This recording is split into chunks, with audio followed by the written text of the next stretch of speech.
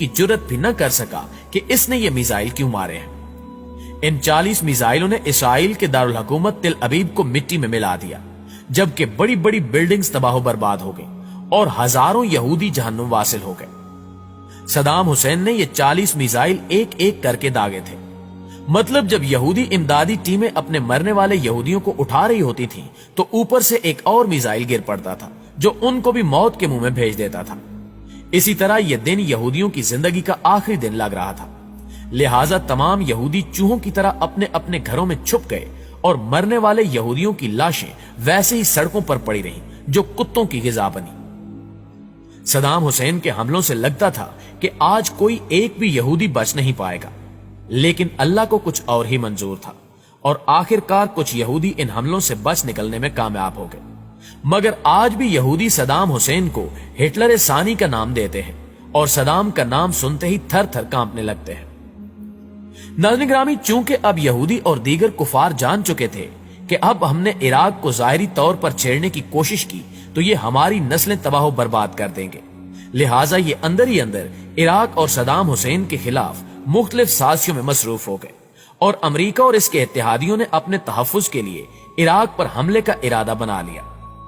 اس منصوبے کو بین الاقوامی سطح پر درست ثابت کرنے کے لیے ایک بڑا کھیل کھیلا گیا اور امریکہ، برطانیہ اور ان کے اتحادیوں نے صدر صدام حسین اور عراقی حکومتوں پر بچوں کے اسپتال پر حملہ کرنے کا الزام عائد کر دیا،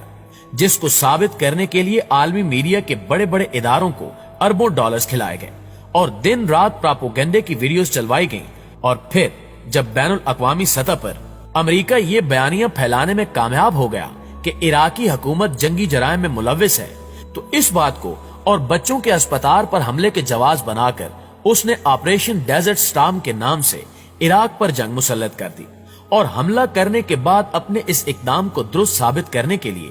امریکہ اور اس کے اتحادی مسلسل یہ بات دہراتے رہے کہ عراق کے پاس وسیع پیمانے پر تباہی پھیلانے والے ہتھیار ہیں اور یہ دنیا کی سالمیت کے لیے بہت بڑا خطرہ ہے۔ اس کے علاوہ عراق پر جوہری ہتھیار بنانے اور حاصل کرنے کا الزام بھی لگایا گیا۔